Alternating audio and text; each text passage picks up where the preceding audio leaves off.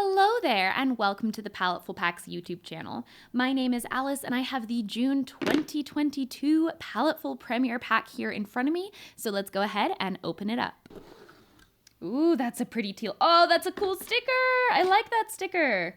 So the first thing we have in here is this really cool sticker. This actually low-key reminds me of like Broad City, which is one of my favorite shows, so love this, super stoked about that. I just got a new water bottle, so that's going on there. What else do we have in here? Woodless Pencils! I love Woodless Pencils! Heck yes! So this pack is going to be themed around graphite drawing. So the first thing that we have, like I said, is this Woodless Pencil set. It's by Art Alternatives, and it's going to have 6 pencils and 3 grades. So you're going to get 2 pencils of each grade, which I actually really love because I always lose a pencil. And the grades are going to be 2B, 4B, and 6B. So you're going to be able to get a variety of different darknesses across the spectrum. The softer the pencil is, the darker your line is going to be. So that's why that's so helpful. Okay, so the next thing I see in here is actually one of my favorite art supplies. This is the Tombow Mono Zero Eraser. These are amazing. You're really able to get tiny little details and erase little things. So this is actually going to be really nice for pulling out details and shading in the actual piece. This doesn't damage your paper, and it's like a little clicky eraser, so it's actually really good for throwing in your bag because you can retract the eraser and it's not going to get all dirty. Ooh, this is so cool! Sumo Grip. Okay, this is a pencil. It's 0.9, so you've got a thicker lead, which is nice. It's not going to break. It's got this really cool squishy grip, and then it's actually got a twist out eraser. These are also so nice, especially for drawing on the go, because you have like essentially the combination of a twist out eraser and your actual pencil. So you kind of have everything that you need to just sketch on the go with just one of these instead of that tiny little eraser that like goes to a nub in like 2 pieces. So this is designed to be ergonomic. That's why it's got this really thick rubber grip, and the actual design of the pencil is thicker as well, and that's supposed to make it a lot less painful to grip over long periods of time. So that's exciting because I know that I deal with my hands cramping and I hate it. Then we have a Lyra Kneadable eraser. Kneadable erasers are honestly like a must for any kind of graphite or pencil work. If I can get this open, I did it! So this is going to be the Kneadable eraser. It's super soft, so you can just squish it into all the different shapes that you need. These are also amazing for just kind of like patting on the paper and lifting things up if you don't want to erase something but you want it to be a little bit lighter. Then we're going to have these 2 Tombow Mono Professional Drawing Pencils. We're going to have 2H and 3B. So 2H is actually one of my favorite. This is my go-to weight in pencils because it's great for sketching, especially if you have a heavy hand. It's a lot harder, so it's going to create a lighter line even if you are a heavy-handed person. And then we've got a nice 3B, which is a nice soft pencil that is going to be in between the 2B and the 4B from this set. The last thing I see in here is the surface, so let's get that out. So the last thing we have in here is this Lennox cotton pad. It's going to be 15 sheets, 9x12, 250 GSM, and it says designed to withstand both delicate and bold impressions. This sturdy substrate was our first 100% cotton paper to be produced by an American mill. With a soft textured finish, it's the ideal surface for graphite, pastel, colored pencil, and charcoal. And it's going to be a nice white. It's ever so slightly off-white, I think, in a absolutely perfect way. Sometimes I found whites can be a little too blue, so this is the perfect color. Okay, so this is everything that you're going to get in the June 2022 Paletteful Premiere Pack. We have the Art Alternatives Woodless Pencil set, we have the Tombow Mono Zero Eraser, we have the Kneadable Eraser by Lyra, our cute little sticker, and then the Sumo Grip mechanical pencil, as well as those Tombow mono pencils. And then we can't forget about our cotton surface. So I'm excited to go ahead and play around with all of these different supplies. So let's go ahead and start some drawing. Okay, so I did do some swatches, but apparently my camera was not recording. So we're just gonna jump right ahead in with the art. So I decided to do a pretty basic portrait for this. I thought that it would be a simple way for me to test out graphite because there's lots of subtle shading and darker shading involved. And also I've been working on practicing my portraits, so I thought it would be fun. I use the 2H pencil to start establishing the overall sketch and the structure lines. I always find that it's best to work from more simple shapes to more detailed shapes. So I start with those structure lines to kind of create the overall form, and then I go in with the 2H as well, just using it with a little bit more pressure to start defining those areas and the overall details of the face.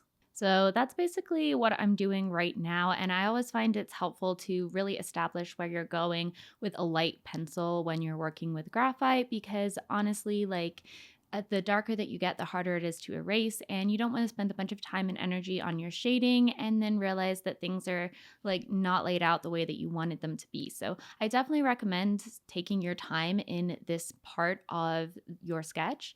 And then once I was done with that, I used the kneaded eraser to kind of lightly pat it and lighten everything up so that that under sketch was a little bit lighter for going in and starting to add the shading. So then I started with the hair, and I'm going to start on the left side and kind of work to the right side because I'm right-handed and I want to avoid smudging things. And later I'm also going to have a little piece of paper under my hand, so that's going to be really helpful. So definitely keep that in mind if you're left-handed, just reverse it. And I'm starting with the 6B and then moving in with the 4B and then moving in with the 2B. So that's how I'm creating those different layers of shading. And you can see that it's a lot, it's very easy to get that dark color with the 6B, and then it's a lot easier to keep it light with the 2B. So I'm just kind of switching between those two and creating some strands. And then I use the small little eraser to erase out some highlights. And then I went back in with the mechanical pencil to add some strands over those highlights to break them up. So with hair, I find it's really helpful to start with a larger chunk and block that out and go through, do the larger chunks of the hair, and then you can go through and add more individual strands or shines to certain places. But when your hair falls naturally, it doesn't fall in a bunch of individual strands. It falls in chunks and sections that are composed of individual strands. So when you think about that when drawing hair, it makes it a lot less intimidating, and it'll make your hair look a lot more realistic. You can add some shading to the top and bottom of those chunks and make some darker and some lighter than others, and it's going to create a lot of depth in your hair. So I hope that helps anyone that struggles to draw hair. Those are some of my tips. And I'm using the same technique throughout, but one thing I started doing was using the 2H pencil to kind of blend things out a little bit more and add in just the lightest detail in the highlights. And then I also used that kneaded eraser to just lift off some areas where I wanted some more shine on the hair. And then I went back in with some pencil and just redefined some of the details in that area. So I find that really helpful as well, using the eraser as part of your toolkit to pull highlights back. One last tip I have for drawing hair is to just kind of keep the center of the part a little bit lighter than the shading around it, the root around it. Obviously that depends on the skin tone and hair color of the person that you're drawing, but just keep in mind that those two things are very rarely the exact same shade or the exact same color, and make sure to leave room for that. Harkening back to what I said before, the 2H pencil, I found that really, really helpful for blending things out because I'm not a huge fan of using my finger to smudge, and even using tortillons, I find that a lot of times it takes away the texture of the artwork, and sometimes it can make it just look a little too smooth. I prefer blending manually with a pencil, and so I found the 2H really, really lovely for that. You could really fill in certain areas where you wanted to keep things lighter, but you maybe didn't want as much texture of the paper showing through. Once I was done with the hair, I started working on the skin. Well, okay, I wasn't done with the hair, but I was done with the left side of the hair, and we're moving to the right. So for the skin, I started out with the 2H, and I used that as my primary throughout the skin. I used the 2H and I used the 3B. So I just went back and forth between those two. I used the 3B to add the darker areas and the 2H to start establishing the shading. I always start with the 2H, start with the lightest, and then add darker because it's easier to add than it is to take away. So I also like to build up the 2H pencil into a darker shading and then add in the 3B really light and then build that up. So you're going to get this really nice little gradient. I do use the 6B for certain really dark areas like the inside of the nostrils, but for the most part, I'm sticking with those two pencils. I also use the little eraser to erase the bridge of the nose and a little bit of shine on the tip. In terms of highlights, it's definitely helpful to go back in and reestablish them with a little eraser after. And you have two different options. You can use the kneaded eraser if you want a softer highlight, or you can use the little mono zero eraser if you want like a harder highlight. So for the face, I decided to do a different style of shading than I had done on the hair, where I did more of a smooth style of shading. And for the face, I decided to go with more of a messy cross-hatching kind of vibe. I'm not really a big cross-hatcher, but I tried my best.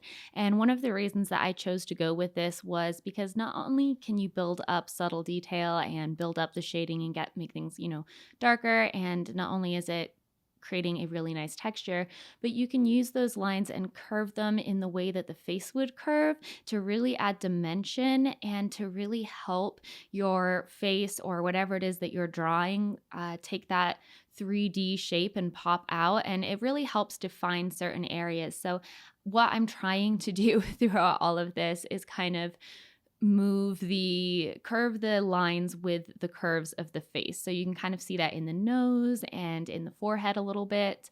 And I'm also continuing to use that eraser to pull things out. So as you saw, I also used the kneaded eraser to kind of dab off a little bit of the highlight on the forehead because I wanted to make that just a little bit brighter. And then I am using the 6B pencil right now to add in the eyeliner and then the bottom eyelashes. I was going to add in top lashes, but I forgot. So I guess she has just the eyeliner, but it works. It looks like lashes. And then I continue to use some of the softer and darker pencils to build up the actual eyes. And I also used a little eraser to kind of pull out the highlights in the eyes as well.